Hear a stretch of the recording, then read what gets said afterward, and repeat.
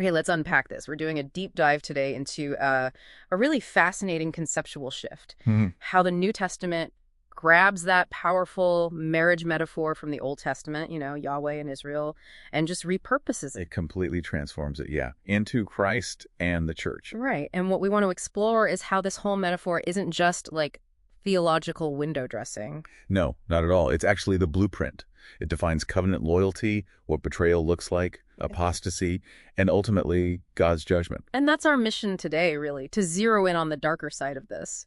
The coded judgment in Revelation 17 and 18. Babylon the harlot, it's stunning imagery. Before we get to the judgment, though, let's just quickly set the scene with the positive side, the faithful union. Jesus himself kicks this off, doesn't he? He does. Identifies himself as the bridegroom, Mark chapter 2. It's quite explicit. Yeah. And then Paul really runs with it. He talks about betrothing believers to Christ. That's 2 Corinthians 11. Mm-hmm. And Ephesians 5, the famous passage, the church is the spotless bride. So the whole narrative is driving towards that final celebration, the marriage supper of the Lamb in Revelation 19. That's the ideal, yes, the consummation. Okay, so that's the ideal. But the sources we looked at draw a really sharp contrast, don't they? What happens when that covenant bond is broken? Right. It gets framed as spiritual adultery, a really profound breach of that covenant relationship. So apostasy isn't just getting some doctrine wrong. It's deeper. Much deeper. It's portrayed as immoral, a spiritual turning away, defection. We see these really strong warnings. Think about the church tolerating Jezebel in Revelation 2. That's a heavy charge. It is. It's calling out a serious failure of faithfulness, of purity within the community that's supposed to be betrothed to Christ. Okay, so if apostasy is spiritual adultery, where's the ultimate consequence laid out? That brings us, I suppose, directly to Babylon the harlot. Exactly. Revelation 17 and 18. This is the coded judgment. Now, I think a lot of people automatically jump to Rome when they hear Babylon in Revelation. But the sources we reviewed offer let's say, a more provocative interpretation. They do. Yeah. And it's heavily rooted in the Old Testament prophets, Jeremiah, Ezekiel, how they depicted Israel's unfaithfulness using harlotry language. Okay. So the core finding, the really striking interpretation in these sources, is that Babylon the Great represents the apostate, the false, chosen people of God. Wow. Okay, so not an external enemy, but insiders. Precisely.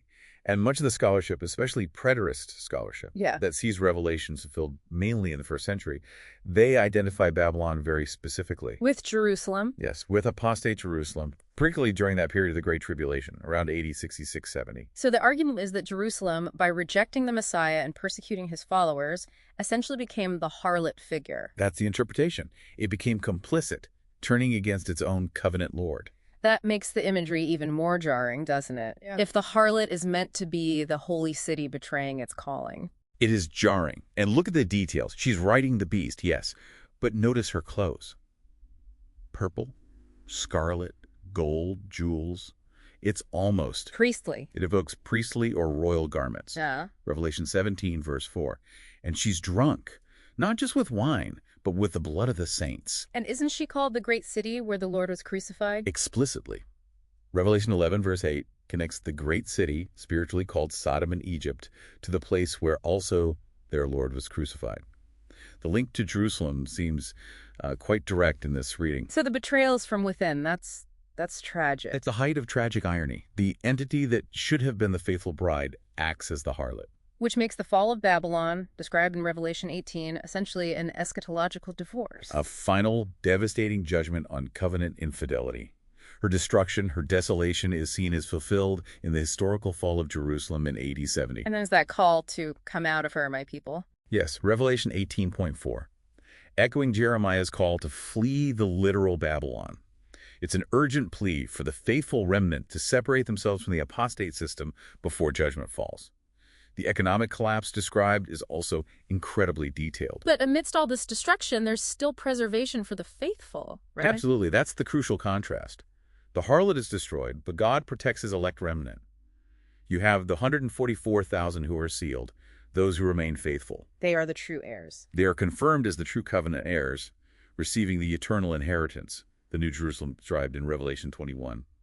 It's the picture of hope, secured even amid judgment. So this whole deep dive, it functions as a pretty stark warning against betraying the covenant.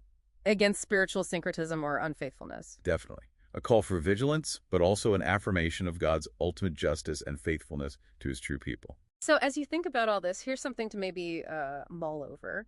If this incredibly detailed, coded imagery of Babylon served as an archetype of spiritual betrayal for the first century church, what aspects of our own contemporary world, maybe subtle forms of syncretism or unfaithfulness, might echo those ancient warnings? Something to consider.